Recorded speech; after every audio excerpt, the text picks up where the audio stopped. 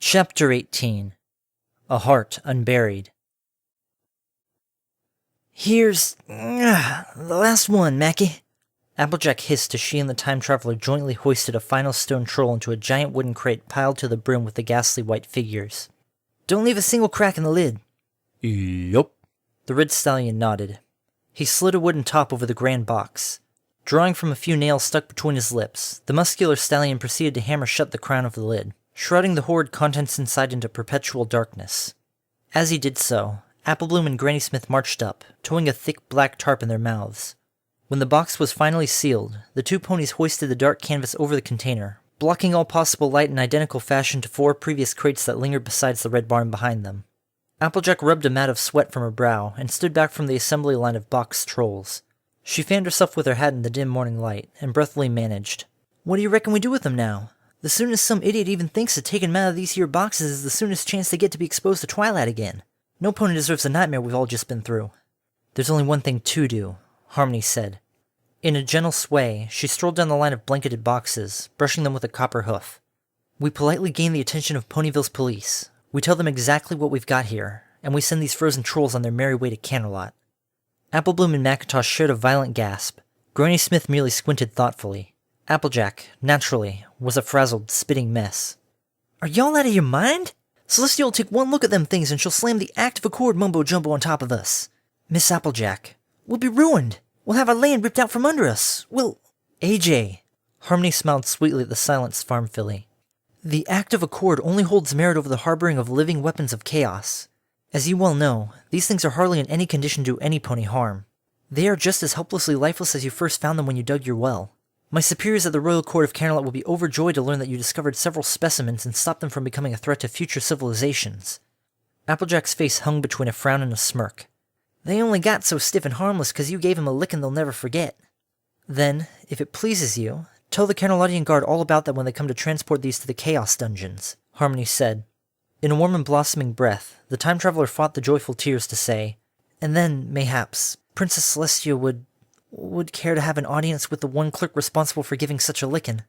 Her smile was porcelain in the suddenly silken simplicity of the moment. Applejack smiled back. Yes, Miss Harmony. Yes, I reckon she would want that.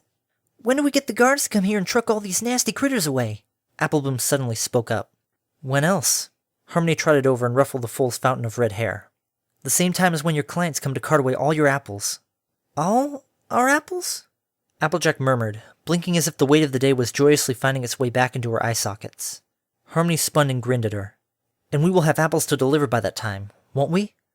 Applejack gazed at her whole family, until one face, a gray face, was the first to nod encouragingly back. Straightening the cowgirl hat on her blonde head, the filly smirked the Pegasus's way. So, Harmony, expert on trolls? Applejack winked.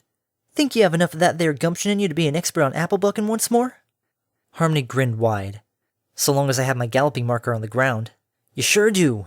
Applejack motioned authoritatively with her snout. Mackie, grab a wagon. Granny, Applebloom, get some baskets. We're gonna need the whole family on this one. The morning was electric. Under buzzing cicadas and melodic birdsong, 5 ponies threaded the apple orchards with agile precision akin to a steam engine. Big Macintosh pulled a large wooden cart full of empty baskets. On pattering hooves, Applebloom moved the light containers off the wagon and onto the grass where she and Granny Smith gently laid them underneath the branches of multiple fruit trees. Then, once all of the baskets were lined up, Applejack spotted them and gave Harmony a whistle. The copper Pegasus extended her wings, galloped, and took to the air. With a sharp inhale, she twisted sideways and bounced from tree trunk to tree trunk as Applejack ran beneath her, calling out whenever she missed a few apples in one or two of the targets. Even when Harmony did have to make a return flight, the entire process was lightning quick. Before the noonday sun rose, a good half of the western orchards had already been shaken free of fruit. The whole process was a rapid exercise, but no single pony bore a natural burn of legwork. Applejack, of course, sweated a great deal from having to guide the Pegasus in mid-gallop, but she had plenty of time to rest in between apple bucking. The process of loading and unloading baskets between rows of trees consumed enough moments for breathing, and when it was time for another row of fruit to be shaken, Applejack was clearly as energized and unstoppable as her helpful Pegasus companion. Harmony revelled in the process. The weight of 2 days' pretense and anguish flew off her like leathery bodies rolling against her wings. With the rising of the sun came a rising of her spirit, as if for a brief and undeniable moment in time she belonged somewhere else. A foolish sensation fluttered in her heart, and she felt for a brief moment as if she had just launched the Harmony on its maiden voyage all over again. With every blink and every gasp of her twisted flight against the rows upon rows of trees, it was easy to forget that there was a horrible future awaiting everything that was. It was easy to forget that she was a citizen of twilight, and not of the glorious rays of the sun glinting off her copper feathers. It was easy to forget that though the immutable hooves of time consoled her, strengthened her, told her during the trollish melee that the Apple family would not perish while all of their bodies were inside the cellar, including Macintosh's, they would still someday meet their end in that forsaken ditch all the same. And yet, simultaneously, the last pony realized that as much as she could not salvage the future, she could very easily salvage this, and savor it. This day, this moment, this heated breath amongst ponies and the gentle green sway of leaves and grass. It wasn't just a memory that festered in an unsavory corner of Harmony's lonesome mind. It wasn't some fabrication, a dream that the last pony had concocted for herself in an effort to lend credence to the lighting of a rainbow signal after every other storm front. This moment was dynamic. This moment was new. This was a moment filled with sweat and hope and joy, and for once the last pony could find an excuse to live in it, as the Earth ponies did so naturally. For the first and only episode in the history of time, the fossils of the past and a ghost of the future were sharing an event, and there was no need for shame, not even a whiff of it. Between apple bucking, when her hooves touched the ground, Harmony squirmed in the delightful thick of it. As the farming family got more and more acquainted with the unorthodox apple bucking process, they decided to try something more ambitious. With Harmony's approval, they doubled the number of baskets and fashioned a runway of apple trees 3 times as long as what the Pegasus had been ricocheting her hooves against previously. Applejack took a deep breath and got an extra running start. When Harmony took off this time, she mentally counted the entire 3 minutes before landing back on the ground, upon which her projected self teetered in monumental dizziness. Applejack was quick to catch her, and in a shared glance both mares giggled ridiculously. Gazing back at her hoofwork, Harmony was mesmerized to find a previous half an hour's work done in a single stride. After they gathered the apple baskets, they returned with even greater vigor, and soon Harmony would be skybucking longer and longer distances, spilling the air with a cascade of glistening apples. The noonday sun burned like a hot rock skipping across the green lake. For a brief respite, Granny Smith wheeled out a cart of glasses filled with apple juice. Applejack and Macintosh were relieved to have something to quench their thirsts. Applebloom sipped happily in between childish ramblings about one crusade or another. Harmony was positively intoxicated with her first sampling of a fruit drink in a quarter of a century. It took several chuckling sets of hooves to wrench her away from the table, so as to start the next row of apple bucking. The 5 ponies' harvest stampeded clockwise into the hilly northern section of the acres. Harmony bounced so hard against the wobbling apple trees that she almost feared hurtling herself into a tunnel of green flames without warning. She kept her eyes and ears on Applejack. The orange mare was her center, the fulcrum upon which her entire day hinged. And every time she looked at her, even in a blurred glance from branch level, the orange pony was always smiling, always supportive, always faithful, and strong.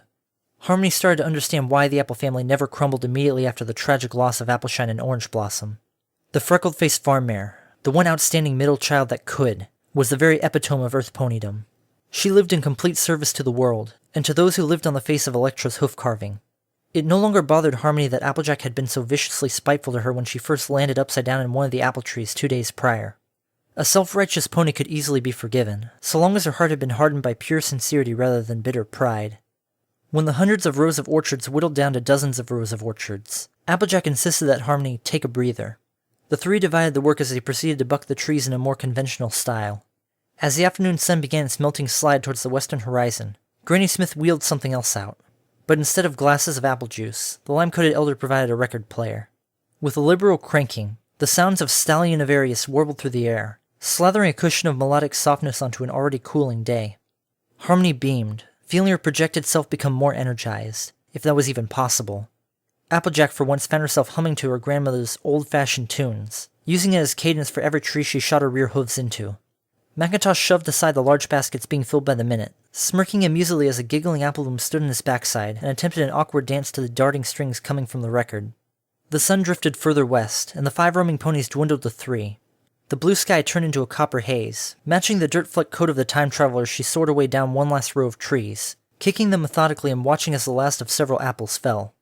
By then, even her projection's invulnerable lungs were panting. The joys and the jolts of the long hard workday had pulled at all the corners of her mind, so that every time she closed her eyes she was seeing blurred orchards instead of blinding ash. For what it was worth, she counted that as her greatest blessing yet, her greatest gift. She promised herself to thank the earth once the heavenly hours had long run out. Ugh! Harmony breathlessly rammed her rear hooves up into the millionth green apple tree. Several familiar thuds kissed the air as the baskets beneath her filled up. She took a long, meditative break, and backtrotted to take a look at her work. Her flank bumped into a large wooden object. Without thinking, the Pegasus instinctually spun and kicked the bark behind her. A dull, hollow noise rang into the air, and Harmony blinked to see the crumpled side of an abandoned silo wobbling tortuously behind her, its structure already dented by several trollish shapes that had been flung into it the morning prior. "Watch it, Copperbottom!" Applejack chirped as she and Macintosh trotted up over a hill in the crimson sunset. Shuffling down to the barn side, they balanced a large basket full of bright apples between them. "No sense in your kicking an old building that's done nothing to you." Harmony gave exhausted, cockeyed glances between Applejack and the 10-meter-tall silo. "Does this dang thing even serve a purpose? Aside from being the oldest structure still standing on the farm?" Applejack shrugged, then motioned towards the precariously leaning silo. "I reckon most outsiders think it should have been raised long ago, and they might be a bit right about that. But that silo's been around for a lot longer than the whole lot of us combined. Living on a farm has its fair share of sentiment. It gallops hoof and hoof with tradition. But ever since your righteous troll thrashing gave it a new cutie mark, I reckon we might just put the thing out of its misery. But not today." "Do all earth ponies hold value in old things?" Harmony asked, smirking. "So long as they have character? Darn tootin'." Applejack winked. She nudged her brother, and the two of them coordinatedly lowered the large basket of red fruit. "Say, Harmony, why don't you have a look-see over that hill yonder?" "What, do we finally get to buck the last of the orchards?" "Did I or did I not tell you to take a gander?" Harmony gulped. She pattered slightly up the hill and glanced over the huge expanse of sweet apple acres stretching beyond the crest of the northernmost rise. Her amber eyes twitched to see an entire field full of green leaves, brown bark, but not a single red flash of fruity skin to be had. A hot breath filled her lungs, and she exhaled all her doubt into the scarlet bands of the bowing sun. "Well, I guess that means I can stop being a living pinball." "It means you can stop. Period. We can all stop." Applejack leaned against the basket of apples, smirking. "We did it, Harmony. Another crazy year, another crazy harvest, and another crazy last-second miracle.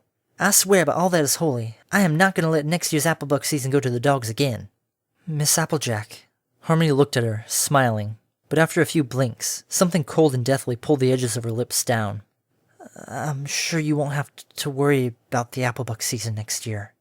"No reason to be looking all glum, girl," Applejack exclaimed. "If you want to show up for the next harvest, I seriously doubt that any of us would turn down your assistance." She cleared her throat. "And that is by no means a proposal, you hear?" "Right." Harmony gulped. Chasing away the melancholy breath, she glanced at the baskets. Her eyes narrowed. "Say, what's going on with the fruit you've got there?" Applejack and Macintosh exchanged amused glances. "Oh, this? We've done finished the harvest in time for the delivery, haven't we? We here Apple family ponies have a tradition which we save the last basket of bucked apples for." "And that is—" Harmony shrieked girlishly as 2 hooffuls of fruit were suddenly bulleted her way like a swarm of sweet-tasting comets. "Apple fight!" Applejack laughed and giggled mischievously as she and her brother flung the cornucopia of apples, filling the air with a red blur that surged in Harmony's direction. The Pegasus gasped, shielding herself with copper wings while chuckling profusely. With a daring glint in her eyes, the time traveler pivoted her body and reverse-kicked a few of the collapsed apples back, forcing Macintosh and the orange mare to duck low and hide behind the basket from the expertly aimed bucks. After 2 long minutes of flung apples, the air sang with fruity sweetness, corralled by the panting breaths of laughing ponies. Pfft. Harmony raspberried through a face splashed with apple bits. "So much for the test of preservation." "Oh, that hogwash?" Applejack wiped a few laughing tears from her face, and finally rose up from hiding behind the basket. "Darling, I only conjured that so-called preservation rule just to see if I could rid my farm of one persistent bureaucrat." An apple slammed the orange mare directly in the face, splattering fruit mush and seedlings across her snout. "Ha!" Harmony shouted at the end of her throw. "Who's chicken now, sassafras?" Macintosh laughed heartily at his messied sister, and trotted away to catch his breath. Shaking her face to fling off the top layer of apple bits, the farmer smirked sloppily at the Pegasus and sighed in gentle defeat. Yes, I reckon you got me. You happy now?" "Oh, Miss Applejack." Harmony wandered over and extended a wing of bristled feathers. "Here, allow me." She gently scraped the mush clean from the orange mare's freckled face. "I done told you. Call me AJ." The hatted pony replied, gazing at her companion with sudden clarity. "You're a blessing from heaven above. You know that, right?" Harmony smirked lightly as she then brushed her wing clean on the grass. "Depends on how you define heaven. I'm just doing my job, for the court and all. Now who's shoving around hogwash?" Harmony blinked awkwardly at Applejack. "Huh?" The farm pony was staring at the Pegasus with gentle yet firm eyes that drug Harmony's soul in like a haunting black hollow from a gray future. "There's no more need in pretending, Sugar Cube. I know why you're really here. I know why y'all have been sticking to my stubborn hide like a frog to a lily pad." Harmony bit her lip nervously, feeling a rise in trembles. You do? Mm-hmm. Applejack gently nodded. Her gaze was piercing, but a loving glint cascaded across her emerald pupils. This was never about doing some investigation for the princess, was it? No pony ever does as much as you have, with such inspiring selflessness, out of duty. No royal messenger in a right mind would buck apples, tackle trolls, and forgo implementing some infernally old Act of Accord just for our humble selves. Your kind of generosity can only come from the heart, especially when there's so much more important things your kind can be doing, I reckon. Harmony gulped and glanced towards the floor. You're right about one thing, AJ. There is so much more stuff I can be doing. There's always a bigger picture, and it's not necessarily a bright one. But when I came here, and I saw you and your brother about to crumble to bits over your stressed selves, and I envisioned this beautiful farm stumbling into one gigantic hole or another, be it with trolls or with the missed harvest state, I just couldn't let all of that awful stuff happen. Even if I flew off somewhere far, far away, where there's nothing colorful or lively to match the warmth of this place, I know that I can never rip the gorgeous green land you've got here from my eyelids. I was compelled, AJ, but I don't think that's something that comes from the heart. Sure it is, Sugar Cube. Applejack trotted over and nudged her face to look into hers. She smiled sweetly. You're obviously a very brave Pegasus. I know it may not be my place, but I reckon you have seen none too many pretty things in your life. A lot of ponies pass by Sweet Apple Acres, and I'm quick to take a decent survey of them. Some of them ponies, the coats are laced with happy memories, others with a lifetime of trials, and even others with a dark shade of ignorance. You, darling? I see a lot of sadness clouting you. Ain't nothing to be ashamed of. We all take to our own kinds of moods, like blankets that you switch with the season. I only hope that you take a deep look at the world around you and realize that maybe it's high time your season changed as well. Into something brighter, perhaps, because your heart is most certainly one of the brightest I've seen in years. That's just it, AJ, Harmony murmured, gulping a lump down her throat and gazing past her. Where I come from, the season never changes. It's a lot easier to say that there's no seasons at all. There's only me. You say that as if it's an empty prison, Harmony. I only wish that you would take a gander at yourself and realize that you have so much to be proud for, and happy even. Applejack grinned. You're bright, yet resourceful. You don't take horse hockey from no pony, especially me. And you can buck trees like there's no tomorrow. She gave a chuckling breath, then a wink. Why, if I had all your qualities, even if the only season I had to look forward to was colored with the shades of myself, well, I reckon I'd feel right at home. Harmony sharply inhaled. As her eyes cascaded over the horizon, she cursed herself 1,000 times over. She cursed herself because she had every impulse right then and there to tell Applejack the truth, that Equestria was ending and there was nothing any pony could do about it. She cursed herself because with one simple breath, she could very easily explain that the only season left to the world would be one covered in endless ash and twilight. She cursed herself because suddenly all of those horrible things didn't scale in importance to what she was about to say. She cursed Spike too, fought the tears, and smiled Applejack's way, saying, Thank you, Applejack, from the bottom of my heart, for it's taking you to show me that it's still there. My pleasure, Sugar Cube. Applejack nodded with a smile. She then read further into Harmony's moist eyes and added, And I promise, on my family's honor, that I'll do what I can to get Princess Celestia's attention for you with all that's happened here. If the heap of frozen trolls don't do it, then perhaps Twilight Sparkle can make herself useful for more than just making sweet love to books. Oh, AJ, that is most appreciated. Harmony began, but her ears pricked at the sound of happily giggling voices cresting up the south side of the hill. Applejack, Miss Harmony! Applebloom pattered up into view, her crimson sprout of hair matching the burning horizon as she trucked a saddlebag full of records and beamed. Look what Granny Smith found in the attic. It's a bunch of songs that Rarity lent us months ago. Something about a cello player that Miss Harmony fancies. Octavia? Harmony grinned wide. This day just keeps getting better and better already. Applebloom, darling, watch where you're trotting, Applejack called out. Watch where I what now? Applebloom spoke too soon, for her hoof caught in a hole in the earth. The little foal fell sideways, colliding noisily into the broad face of the dented wooden silo. As she collapsed flat on her chest with a grunt, the tiny vibrations from her plummet was just enough to add insult to Harmony's injuries from the morning previous. With a groan of somber fate, the entirety of the rustic silo wobbled, teetered, and fell directly over Applebloom. Applebloom! Applejack shouted, her eyes wide as emerald saucers. Something scarlet billowed underneath Harmony's projected amber eyes. Not even the coldest winds of the dying world could snuff out her snarling voice. No! In a copper blur, she soared on bright wings and rocketed towards the falling building. Blades of grass and flakes of apple skin lifted into the air as she converged on the hapless foal. A thunderous crash vapored outward from the scene. Applejack flinched against the blast wave, blinking in horror to discern the outcome of the debacle. As the dust and earthen bits settled, an equine form was lying on its side next to the collapsed silo. After half a second of stirring, Applebloom rose up to her tiny legs, reeling dizzily. What happened? In a galloping roar, the older sister skidded over to the tiny filly's side. Darling, are you okay? Oh, praise Epona! Let me hold you! Applejack squatted down and nuzzled the foal dear to her. Applebloom, Sugar Cube, watch where you canter next time. I almost lost you, girl. My saddlebag. Applebloom dazedly glanced at the fallen baggage that was still rattling to an ill-fated stop. All of Rarity's records are probably shattered now. I don't get it. What happened? Where's... The foal glanced aside, and her amber eyes exploded. Miss Harmony! Applejack looked down. She gasped. The heavy weight of the fallen building had formed a veritable crater in the soft earth. Where a brave Pegasus had flown herself to shove Applebloom heroically out of the way, there was now only gnarled splinters and rusted metal. Oh dear Celestia, alive!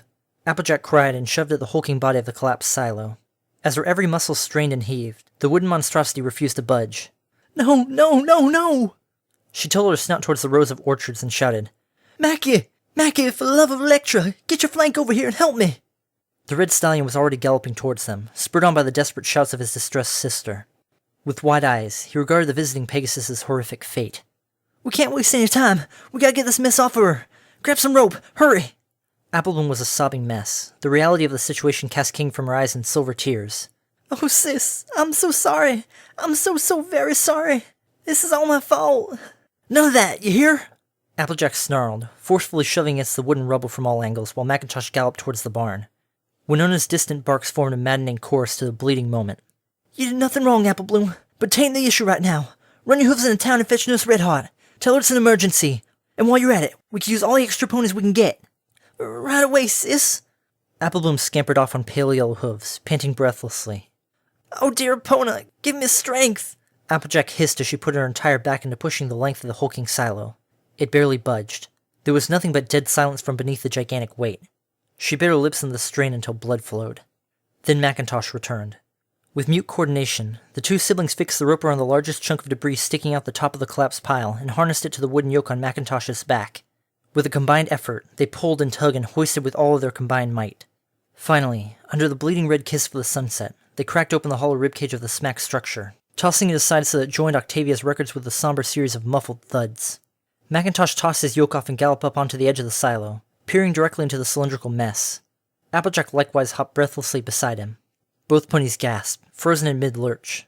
There was no pony in the hollow of the collapsed silo, not even the outline of one. The smashed ground beneath the building was completely and utterly blank. What in tarnation? Applejack quietly murmured. She gulped into this sudden abyss of confusion. Miss Harmony? Mackie, where'd she go? From behind the barn, Granny Smith, roused by the sudden noise and excitement of that blistering situation, hobbled over on lime-coated limbs. She blinked dazedly at the collapsed silo, at the utter void left in the wake of their copper-coated visitor.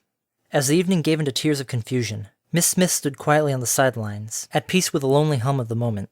The many warm shades of a lifetime full of gifts and losses flickered across her gray eyes, but for some reason she no longer dwelled on the darker colors. The sun bled earthward in a copper aura like a spirit that could bend knives backward and chase trolls into the future. She smiled. A mane of short violet stubble fluttered in purple manolite. Muscles stirred liquidly under a brown coat as a pair of scarlet eyes fluttered moistly open. Her snout resting on the stone floor, Scootaloo gazed shakily upwards, blinking. Spike was lying on his mountain of gemstones, gazing calmly down at her. He produced a fuming breath as his emerald islets twinkled at the side of the Pegasus. Welcome back to the future, child. The green flame has ended. The last pony gulped, shuddered. It's so cold. I know, old friend. He reached a scaled hand out and stroked the back of her shaved mane. I know. Her limbs achingly shuffled against the stone floor of the cavernous laboratory. She wobbled and struggled to sit up, her face retching at the gray staleness around her. I was there for over 2 days. We bucked apples. I ate daffodil Alfredo. There were trolls. Spike raised an eye crest curiously. Trolls? Granny Smith. She loves Stallion Avarius. She tells a beautiful bedtime story. An apple bloom. Scootaloo's scarlet eyes widened. With a gasp, she jumped up on all fours and nearly collapsed into a stone table. Apple bloom! She's... Calm down, Scootaloo. You've just been through your first lengthy trip. Take a deep breath. Scootaloo conceded, but not on Spike's behalf. She gazed shakily into the bright green effigy of the past that was dissipating before her once violet eyes. Her brown ears flickered, and she said in a stronger tone, She's alive. I saved her. Applebloom's alive. And then the silo. This large silo fell on me, Spike. But I don't get it. She looked at her ordinary brown self with her ordinary hooves and the worn metal shoes nailed into them.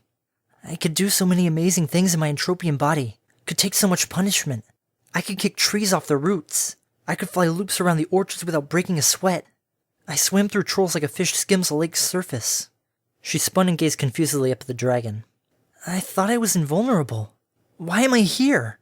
No pony is invulnerable, Scootaloo. Especially one who is so bravely projected into the past by the mere sails of her soul essence. With enough calamity and duress, your entropian body will surely buckle, and the result is identical to leaving the range of your anchorage. You are inevitably drawn back to the present. Then that's what happened. Scootaloo gulped.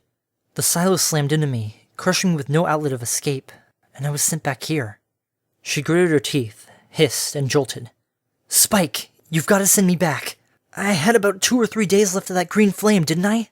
There's still so much to do.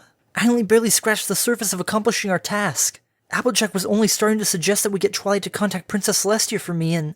Spike? The dragon was slowly shaking his head. No, Scootaloo. I cannot send you back. Not right now. Not after I've concentrated so much of the green flame on Applejack. You've lost your magical cohesion, and you must buy me to another pony instead. Scootaloo finished somberly for him. She gazed into the floor and sighed. Will I ever be able to go back to Applejack again? On another occasion? Spike nodded his scaled head. Absolutely. If it permits. You mean if there's hope for me coming closer to finding an answer to the cataclysm, which there isn't. Scootaloo trotted lonesomely towards the rows upon rows of clock faces. Not with Applejack, there isn't. You are certain of that? I did nothing, Spike. The last pony spun and frowned bitterly. I didn't see a single eclipse, didn't smell one burning cinder, didn't feel any tremors. I found nothing to point me in any direction that might paint a picture of what killed Celestia and Luna and all of the ponies in turn. 2 days of bucking apples, mooching off the Apple family's bathtub and kitchen, and I didn't learn diddly squat. Don't you see? I've wasted your green flame. And for what? I swear, you should have just left me to those dang trolls in Ponyville's town square. I see. Spike nodded regally. He coughed slightly, and the violent pendant around his neck spun as the dragon slowly marched on iron haunches around the pony. So, you mean to suggest that in all of your time spent in the past on Applejack's humble farm, you accomplished nothing whatsoever? Well, Scootaloo started, blinked, and then sank down onto folded hooves. Her nostrils flared one last time as she gave up the fight, then softly murmured, I saved them from suffering a tragic applebuck season. I discovered a way to help them get rid of ancient trolls that had been resurrected on their land. I got Granny Smith to share her music, so that she began happily trotting around without her walker in a renewed spirit. I saved Applebloom from being crushed to an adorable pulp. I got licked by a dog. I think I even got Big Macintosh to laugh a few times. The brown Pegasus blushed slightly at the last recollection. That certainly doesn't seem like nothing. Spike, in less than 4 months from then, the whole Apple family will be dead, she spat. And those are 3 months that, thanks to you, they shall now experience alive. And if I may dare say so, they shall do it happily. Spike stood up on his lower legs and gestured his sharp arms wide. Death surrounds us for endless fathoms, Scootaloo. That can never be changed about the wasteland, even if you and I succeed in bringing the sun and moon back. He pointed with a clawed finger. But in a time of life, in an era of peace that only you, the last pony, can visit, you have gone out of your element and maintained equilibrium.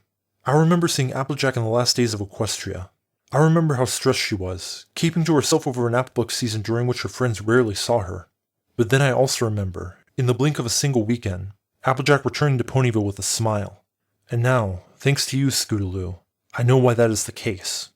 I can't tell you how immensely happy it makes me to know that she and her family were capable of smiling, up until the end of all smiles. Scootaloo stammered, her eyes growing concave. After I was done helping her with the apple bucking, Applejack told me she knew I wasn't working for the Royal Court of Camelot. She told me I did everything from heart. Spike reached down and gently tilted the Pegasus's chin up. When you're projected into the past, Scootaloo, you are merely an extension of your soul self. All things considered, you are all heart. Scootaloo bit her lip. She choked to say, That's hardly something invulnerable, Spike. But it's something special. He smiled back down at her. And I'm glad that Applejack was capable of showing you that. But I'm not going back into the past for myself, Scootaloo murmured, then planted her hooves emphatically around Spike's clawed hand. Am I, Spike? He stood back up, nostrils fuming in emerald thought. You may have given Applejack and her family smiles, Scootaloo, but we have one thing in our quest for the cataclysmic truth that none of our pony friends will ever receive more of, and that's time. I suspect that soon, in your journeys, you will find the answers we both seek. That is, if you are willing to continue your journeys. Scootaloo exhaled long and hard, gazing at the far end of the laboratory. Your green flame isn't the only thing that needs to maintain cohesion, Spike. Perfectly understood. I will only send you when you are ready, child. He smiled with an emerald wink. Scootaloo barely registered it.